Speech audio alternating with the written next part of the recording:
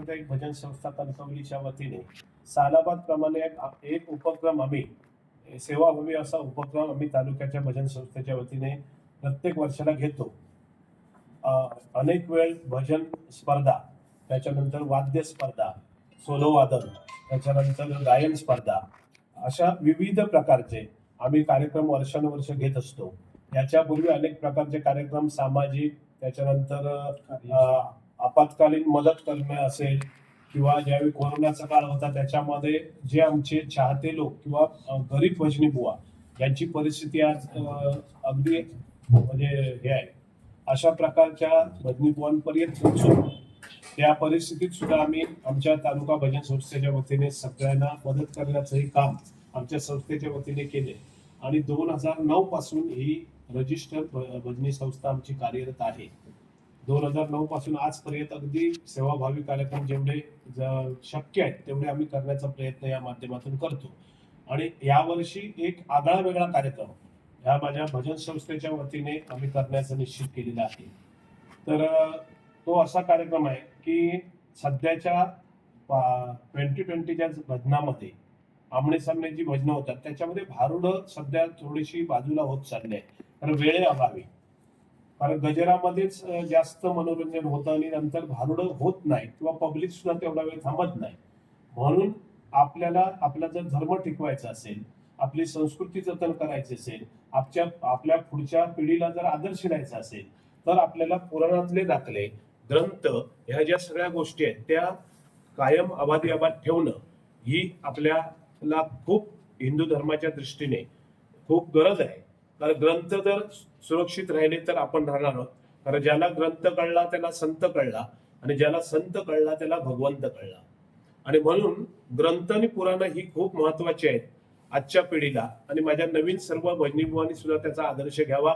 भारुडाची त्यांना सुद्धा आवड निर्माण व्हावी, पुराणाची आवड निर्माण व्हावी. मग रामायण असेल, महाभारत असेल, शिवलीला अमृत असेल, गरुड पुराण असेल, गणेश पुराण असेल, अशा प्रकारचे अनेक ग्रंथ आपल्यामध्ये आपल्या धर्मामध्ये आहेत. आणि त्याचं प्रसार माध्यम म्हणून आम्ही भारुडाच्या रूपाने एक एक कथा प्रत्येक भजनी बुवा लोकांसमोर मांडत होतो आणि ती लोकांना आवडायची. कारण माझं किंवा प्रमोद हरियान बुवा आणि मी आमची दोघांची भारुडं ऐकायला सकाळी 5:30-6 वाजेपर्यंत लोक उठलेली नाही. याच्यामध्ये पडेलला तानवडे वाडी या ठिकाणी सकाळी महिला विहिरीवरती पाणी भरत होत्या आणि आमची भारुडं चालू होती. त्या पाणी भरताना त्या ठिकाणी आनंद घेत होत्या.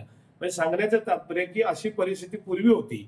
आज काय झालंय, गाड्या झाल्या प्रत्येकाकडे, आता वेळ कमी आहे, त्यामुळे माणसं जास्त वेळ थांबत नाही.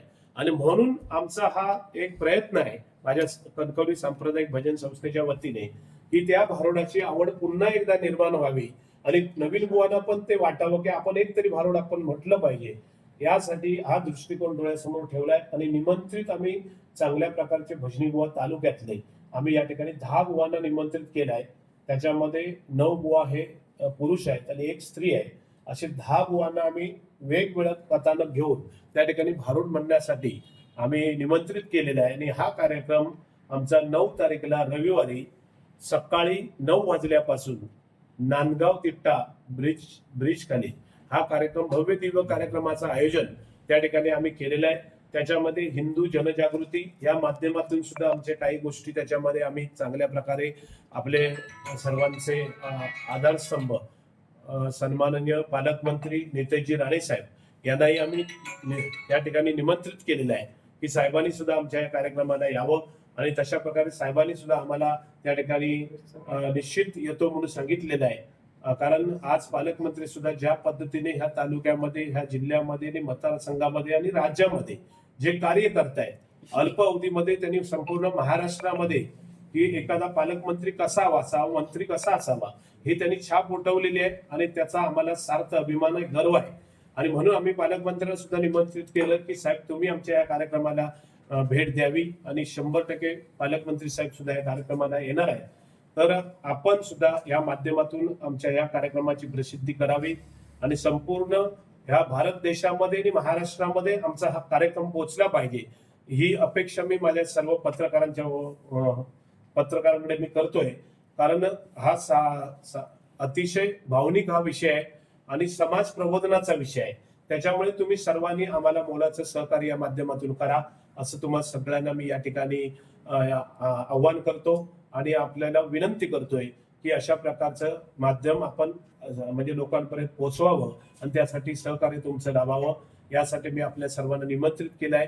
माझ्या या ठिकाणी वाक्याला तुम्ही मान दिला आणि मोठ्या संख्येने माझ्या तालुक्यातील सगळे पत्रकार आपण या ठिकाणी उपस्थित राहिलात.